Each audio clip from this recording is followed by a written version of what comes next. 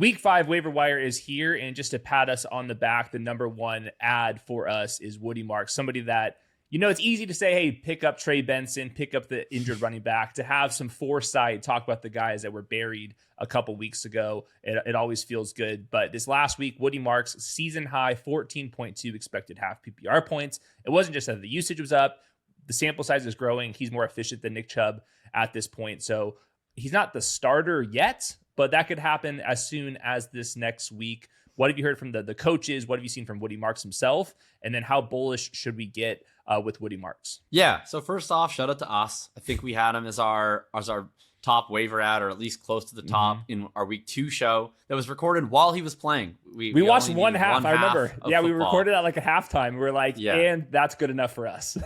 Yeah, exactly. It was literally walking home from work at halftime, DMing you, being like, add Woody Marks to the top of the list.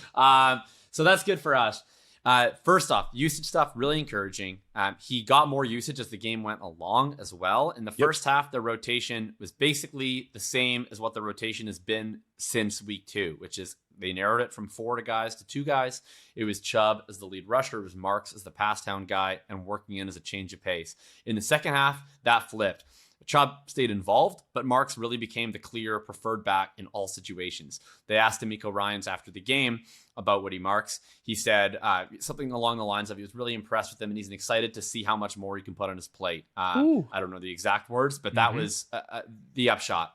And that makes me encouraged that we're just going to see that grow and grow and grow. With Marks, it's a really fantasy-friendly skill set. He caught over 80 balls in one season playing under Mike Leach.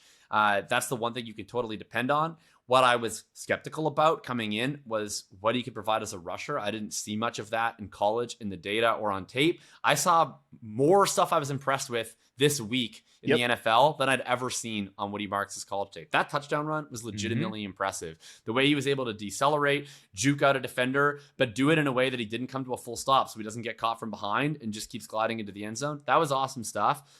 He's legitimately their best option in every phase right now, and I think you're looking at an RB2 for the entire rest of the season. Yeah, I really like this call as well. Air raid running back at USC to some degree, and obviously with Mike Leach, and then he just showing more downhill rushing ability in the pros. So I think this was a little bit of a long shot to happen, but it was well within range. We got an update for Joe Mixon that there is no update. And that's what we've kind of been hearing for a while, that this injury it's just going to end up in surgery and it's not going to end well for Joe Mixon. And we finally getting some like confirmation, like from the actual reporters, that they're also hearing the same things that, the dark internet has been hearing for a little while. The Nick Chubb stuff, I was just looking at his efficiency. Really bad compared to Woody Marks. I think the eye test is similar as well. The coaching staff, just the way that they're talking about the two players now, where before it was like super complimentary of Nick Chubb. Now it's super complimentary of Woody Marks. I know where this one's going, and it was good by you to shout it out. In the second half of that game, it was a lot more Woody Marks, and Nick Chubb got the first 3 carries in the second half, but after that, it was almost all Woody Marks. So I see this one as like a very major play. We don't know how many more major injuries we're going to have, like the James Conner one, where we have a for sure Trey Benson plug and play. I think that Woody Marks is somebody that we should be blowing a huge portion of our budget if you did not get Trey Benson. So like him versus Trey Benson last week, like where are you feeling Woody Marks? Is this like 75% budget, 100% budget type of tier? Yeah, I think so. I mean, I think we had him more as like a 20 to 30% guy when he was just sort of on the come up. And hopefully you guys got that discount. But if you haven't, I would be comfortable going like pretty close to a full send at this point. I mean, depends on where your team is, but if you need running backs, if you're the James Conner team or something like that, you couldn't get Trey Benson or one of your guys just underperforming, like by all means blow the wad. I mean, I had Woody Marks after that week 2. This is just shout out to me. I bid at $553 on FFPC. Next highest bid was $552. So that's like the coolest thing I've ever done. But like that was, how I was aggressive being in a really deep league format a couple weeks ago. Now with more information, he's like a smash 100% bid in deep leagues. And he's probably pretty close to that even in shallower leagues. So I'm very in on Woody Marks. If you're looking for an upside comp, I would think to like 2023 Rachaad White, who was another running back who didn't have like a super awesome pure running profile, but had a very fantasy friendly profile. Where if this guy wound up, for a period of time being the best option a team has, he's going to do it in a fantasy friendly way. And that is also, I think, a good segue to number 2 on our list. Yeah, I see some Rachaad White. I see some Rico Dowdle. So I think that's the kind of area that we're talking about. And there's always upside for more. Like, I still am very fearful of this Texans offensive line. We may never get that solved this entire season. But definitely with you on the Woody Mark stuff. Number 2 on the list right now is Rachaad White. And hopefully by the time waiver bids are in, we have some more clarity on the situation. As of right now, all we know is I was watching the game, covering it for our recap show, and I watched Rachaad White get twisted up. I didn't like the look of the replay. He stayed in there. He actually was still playing well. Injuries happen, and then all of a sudden the next day, they feeling a little bit, a little sore on the ankle here. He's in for an MRI. We don't know the status. We do know that if Bucky is out, Rachaad White is going to be a fantasy RB2. Obviously, we have an RB3 kind of in the weights, and we can kind of see it be a little 1-2 punch. But Rachaad White's been a fantasy RB2 for a long stretch of time, and they already got their left tackle back in Tristan Wirfs. They might get their right tackle back in a couple weeks as well. So who knows on Bucky Irving, but where are you at with Rachaad White? So this one's obviously hard to know because right now Bucky Irving could miss anything between no time at all to several weeks, and we have no clue. We don't even know for sure what the injury is. It wasn't disclosed by Todd Bowles. I'll note he missed a very small amount of time in game with probably like a rib where he got rocked. Mm-hmm. I don't think it's that. You mentioned the ankle twist. That was actually on the play that he fumbled, I believe. Yep. And he came into the game again. He caught a 72-yard reception. So he was obviously very effective after that ankle. I'll also note someone else mentioned that they think it might be a wrist, and I don't know on what play that was. But anyway, there's sort of all these guesses in the air. Right. Hopefully by the time you see this, you know exactly what the MRI is on and maybe more of a prognosis. I would doubt that he misses more than a couple of weeks just based on if it is that ankle and he was able to catch a 72-yard touchdown on it. It can't be, as severe as JJ McCarthy's ankle sprain, for instance. Yep. So it's got to be, I think, something that's a short-term buy, assuming that it's in the range of questionable for this week, max 2 to 3 weeks missed. I'm going to say Rachaad White's like a 15-20% guy and probably a guy you only want to be aggressive on teams that are 1-3, maybe 2-2, definitely 0-4, where you have serious running back needs, because I expect you're not going to, be starting Rachaad White all season long with this type of injury. Yeah, this is one where it becomes more interesting now that we have bye weeks out there, and there's 4 teams on bye this next week: Falcons, Bears, Packers, and Steelers. So obviously we're getting a little bit more desperate now. I just went back and rewatched that Bucky Irving touchdown. I'm noticing a little bit of a limp on it. Now, he ran past Jod Campbell. He's still doing pretty well, but if you really want to nitpick, I'm guessing it's going to be that ankle injury, but we will learn soon enough. Next up on the list is like the biggest injury news, just total bummer here with Malik Neighbors going down, torn ACL. That was a really exciting first quarter for the Giants offense. Like, there was like legit energy, and for it to like immediately go that way, at least they got a win out of it. But now we have to pivot this one forward. Wan'Dale Robinson and Darius Slayton both qualify as additions to us, both under 50% rostered, and then also Theo Johnson as well. But Wan'Dale Robinson, Darius Slayton, like 2 totally different players here. If you had to pick up one, make the case for Wan'Dale or Darius Slayton. Yeah, I think Wan'Dale is the ideal option. His role is just going to be more consistent. We're talking managed leagues here for this waiver wire show. So you're looking at a guy that I think you can reasonably project for like a 20 to 28% even target share, because there's just no other real target earners on this team. And I think it's going to be a decent enough fit with Jaxson Dart. Like, they're going to be able to do some of those RPO quick outs and stuff. You would think Wan'Dale is the guy you want to feature in those types of route concepts. And then Slayton, I think, is a guy you could add in deeper leagues. He's certainly going to have, I think, more of a first read role than he has had this point, where he's basically just a deep threat guy. But I think there is somewhat of a volume cap on Darius Slayton. Your outcome for him is probably looking at like moving up from the total dart throw tier to like the Romeo Doubs, Darnell Mooney tier is probably about the ceiling for him. Yeah, I see it the same way. Adam Levitan tweeted out targets per route without Malik Neighbors, Wan'Dale Robinson at 31%, Darius Slayton is at 24%. So both of those are like, if the offense is functional at all, we have potential fantasy starters, at least during the bye weeks and injuries out here. Wan'Dale Robinson's got the easier role. He's being utilized a little bit more downfield this year versus previous, but typically your classic slot player in this offense, you're going to run with a lot of up-tempo pace. Unfortunately, we had a lot of rush attempts for the Giants, which is great for Cam Scatterbo and eventually for Jaxson Dart later on in this conversation. But this team was very run-based, at least against the Chargers in the first game. I'm hoping that over the course of the season, they're going to allow Jaxson Dart to let it rip a little bit more. I thought that Jaxson Dart wanted to throw deep, like maybe even to a fault. I think that eventually is going to matter for Darius Slayton, but probably more of a better and best ball type. In a deep league, I would be adding Darius Slayton just to see what happens here. There's not much target competition at the wide receiver 3 spot at all. Like Bo Collins, who was like a UDFA Clemson guy, used to be kind of an interesting Devy dude after year one. Like that was a guy who was getting real snaps in this game. They don't have any target earning at the tight end position at all. Theo Johnson's like kind of just a replacement level guy. So it's the targets are going to have to consolidate on Wan'Dale, Slayton, and Scatterbo. Those are the only guys that are going to earn anything here. Yeah, I mean, the Cam Scatterbo stuff is looking excellent right now too. So they're going to use him in that capacity. That's going to be one of the best running back picks that you could have made. And he might have been eligible for early waiver wire stuff, depending on if your league was really shallow. So hopefully you have Cam Scatterbo. Another, not a rookie, but we've rarely seen this dude play football, Kendre Miller. And then all of a sudden he's popping up, not even just like in the spreadsheets. He's actually popping up on highlight tapes this past week here. So what have you seen from the Saints running back? Couldn't be a much better first 4 weeks for Kendre Miller. First off, he was in a, I think, pretty legitimate camp battle against Devin Neal all summer to be the RB2. He won that camp battle very easily. Devin Neal's been, I think, healthy scratch 3 weeks in a row, or at the very least, he hasn't got any touches. Then Miller went from, very obvious backup to guy who was playing a legitimate role in the offense this week.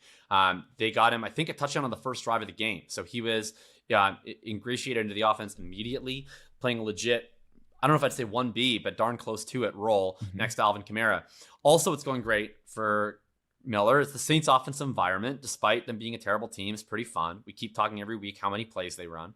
And then add to that, they're 0-4 and they look like crap despite all this, which means that Alvin Kamara has got to be at least like, what percentage chance would you say Alvin Kamara gets moved by the deadline? It's more than like 10 to 20, right? Like, it's gotta be, I'd say it's less than 50, but more than 20. And I'm hoping that just like having somebody that's not, that's running the team is not a Saint by like trade for the last 2 decades is hopefully saying like, guys, we're not just going to do the normal Saints bullshit and keep everybody. We're actually going to dish out some of these guys. So yeah, he's age 30. He does have a very tradable contract on top of that. So they would actually save some money in addition to getting a draft pick. And there's some teams that are competing. There's that could 2 desperately, teams that would desperately use this so guy. bad. Bears, Chiefs. My God, the Chiefs, please. So yeah, I think that's like the big part of this too, is like, he's not fantasy startable yet. Even like Alvin Kamara is like barely holding on for like RB2-3 value as the 1A. But if we remove him and they're just going to say we're resetting here and we're going to run the fastest offense in the NFL, then there's a pathway here.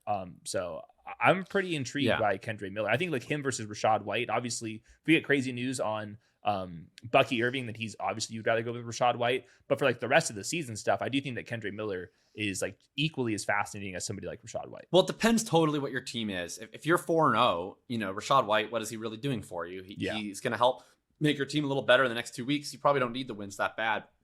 Similarly, if Rachaad White is not meaningfully different than whoever you'd be starting at RB2 because your team is so strong at running back, then who cares? So it's really a short-term need pick for Rachaad White. It's a long-term investment for Miller. I'll add too, like on top of the chance he's traded, you also have pretty outsized chance of, he slightly tweaked his ankle and we've decided to shut him down for the season in week 13 vibes with Alvin Kamara. Like going into the fantasy playoffs, this team is going to be like 2-11. Yes. And so the odds that Kamara is not on the team or on injured reserve has got to be higher than any other starting running back in the entire NFL. And that's pretty intriguing if investing in his backup. And I'm looking at the Alvin Kamara, just the density of his yards gained, comparing it from even last year where it like was a decent year for Alvin Kamara, but we're not talking about an all-pro player and it's just worse. There's just fewer like 5, 7, 10, 15, 20 plus yard gains this year than it was previously. They're also dealing with some serious offensive line concerns. Like we have guys going on injured reserve. So not a fun environment for Kendre Miller, but man, like week 15, we're going to be starting some guys in fantasy that a lot of people haven't heard of. That's just always how it goes. And I do think that he is a good candidate. Last week, speaking of somebody that you probably didn't know you were starting, and then all of a sudden, if you woke up in time, you were starting him, was Kenneth Gainwell, who I was just like undersold. I didn't know exactly what was going on. I didn't think the Steelers were going to play very good offense against Brian Flores, and boy, was I wrong there. Season high, obviously, 25.4 expected half PPR points. That's elite usage. He looked good on top of that. So with Jaylen Warren not able to suit up, it was Kenny Gainwell way ahead of Caleb Johnson.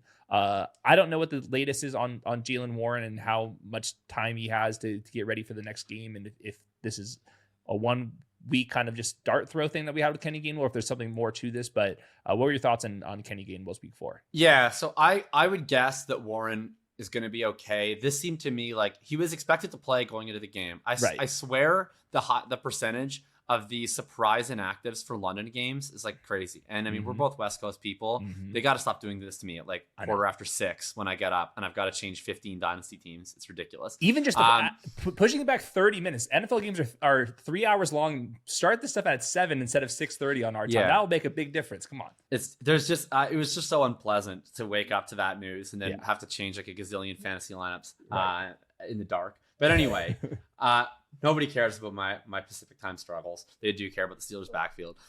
Warren and the Steelers are on bye this coming week, which makes me think that maybe Warren could have gritted it out, and they just kind of looked at it and were like, you know what? What's the point? You know, like he's just sit him and then have the bye week, and then he comes back fully healthy week 6. Would really surprise me if he missed week 6. To me, it's more just like I watched all this game. Maybe I'm just a hater. I thought most of these Gainwell runs were just really well blocked, and I was kind of shocked how well blocked they were because the Steelers haven't blocked anybody for the previous 3 weeks in the run game.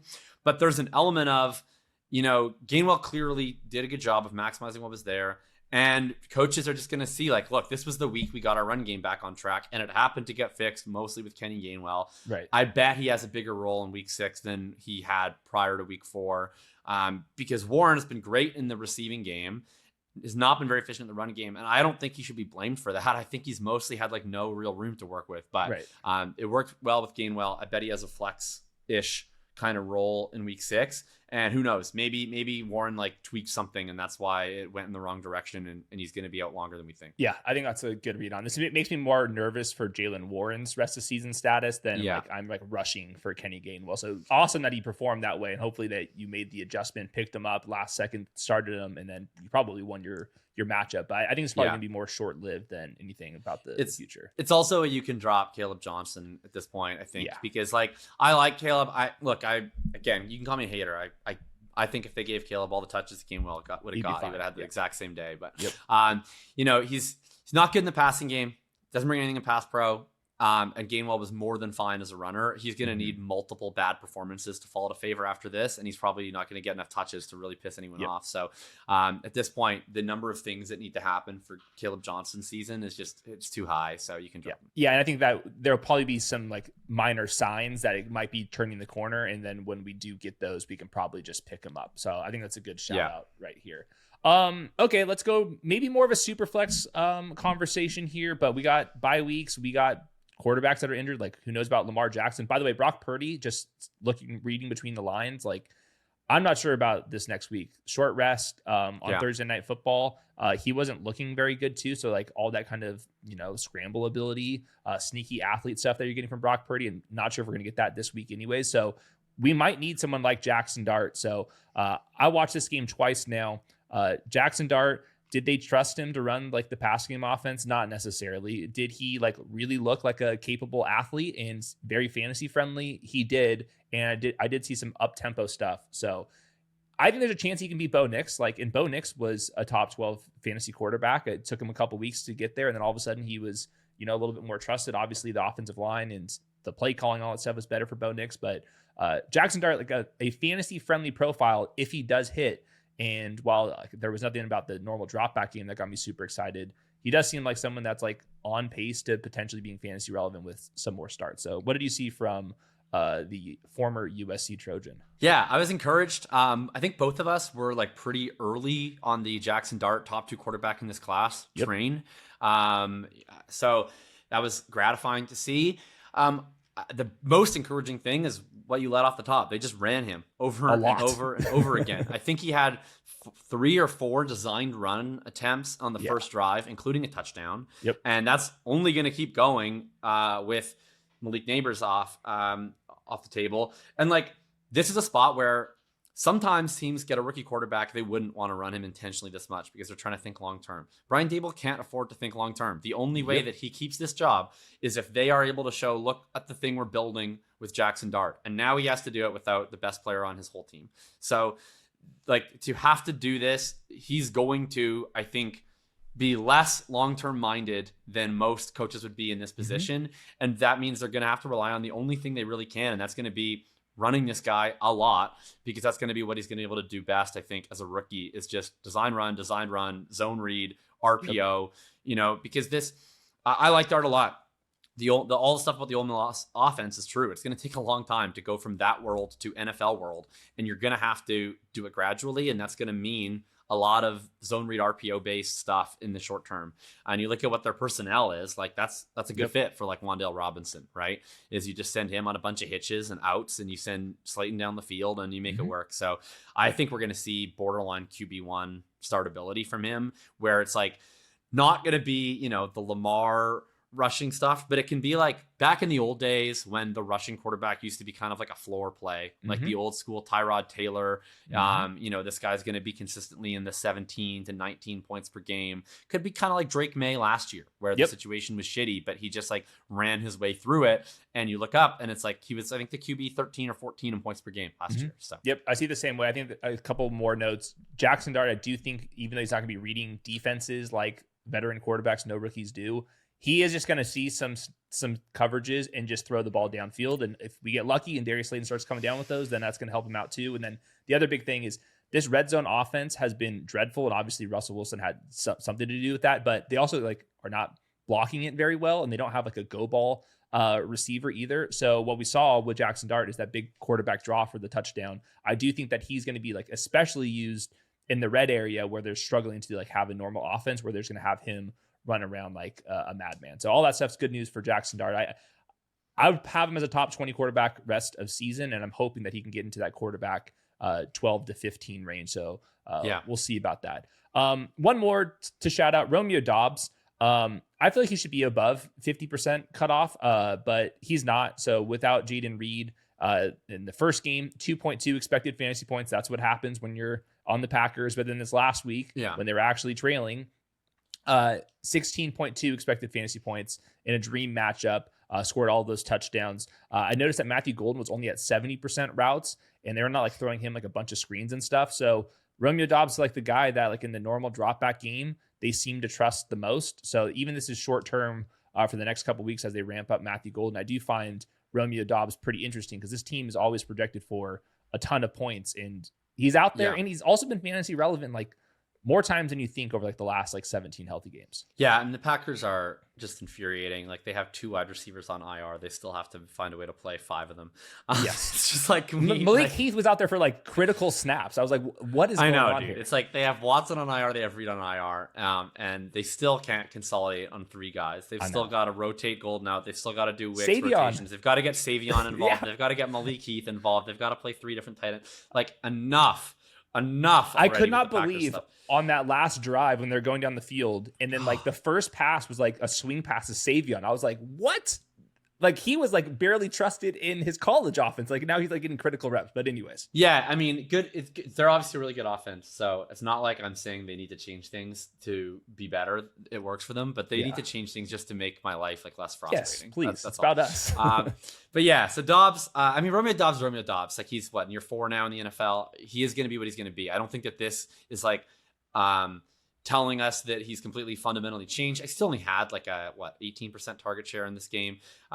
So he is what he is. But what he also is a guy who runs all the routes as close to it as anyone will ever get in this offense. And there will be times that they get shootouts like this. He always has high touchdown equity. He's probably, outside of Tucker Kraft, the best bet in this receiving group to score a touchdown on any weekly basis. And his floor is kind of reasonable. So as we get into bye week season, he's a guy that is perfect for that, where he's probably if every wide receiver was healthy and every wide receiver was playing, he's like a wide receiver 4 or 5, but he's going to be a wide receiver 3 more often than not as it gets thinner. And you're never that upset if you have to get him into your lineup, and you just hope that's the week that he spikes. Yeah. Last week, I think I was like wide receiver 32. That was like against the Cowboys, where obviously the matchup was ideal. But once we start chopping off, injuries and then other teams on buys, like this next week with 4 teams on buy, I do think that Romeo Doubs is like definitely startable in like 12-person leagues if you're dealing with some wide receiver spots. So I mean, I'll say this for Doubs, I'm overweight considerably him in best ball, and that's me. Like I'm not the target audience of Romeo Doubs. So like it's just like when he kept scoring touchdowns, I kept having to remind myself that was good for me. My base assumption was like, oh, that's going to be bad financially for me. And I'm like, oh, I drafted him this year. Yeah. He actually, it's the same exact thing as Darius Slayton, who I think he was my most drafted player this year. And I think that you drafted him a ton too. So that was just one of these where some of these guys, they're better in best ball profiles, but if there's injuries break your way, and like for sure, we're looking at like some of the questions we get on our live show on Sunday morning, like they're desperate. I know some teams are desperate for starters, and I think that these guys are maybe one kind of tier above them. Oh, I have a comp for Doubs. What was the year that everybody got hurt on the Chargers and Josh Palmer was actually pretty startable? Yeah, I forget what year, but that would be my comp for Doubs. Was that like the end of 2023? Maybe Mike Williams towards I don't know if it was 23 or 22, but there was one year that Palmer was actually like a legit wide receiver 2-3 borderline guy. Yeah, for sure. Okay. I think we're gonna wrap it up right there. Hopefully nobody on Monday Night Football gets injured. We record these like right before Monday Night Football kicks off, and then we'll react to things on Stats versus Film on Tuesday before we get into all of our rankings. So I think this is a pretty solid week for the waiver wire with Woody Marks. And then I think that if, Rachaad White, Kendre Miller, one of these guys I think could pop off here in addition to some of the dart throw wide receivers. So unfortunately, we got the Malik Neighbors news. Hopefully Lamar Jackson, Brock Purdy, these guys aren't big injuries as well. But if they are, you have thinking about thinking. We have our shows over there. So anything else I've missed on your end? Nope, that's all, man. Go enjoy watching the Jets run the ball on 93% of snaps. We're recording this in the first quarter. I just want to shout out they have run the ball 9 times out of 10, and the only pass was to their running back. So it's gonna be It's gonna be a 2-hour and 25-minute game tonight. Enjoy. Yep. Yes, it will be, and we'll see about how much offense there is in Cincinnati versus Denver in the next hour on top of that. So, okay, yeah, exactly. All right, we'll see you guys on Tuesday. Subscribe, peace.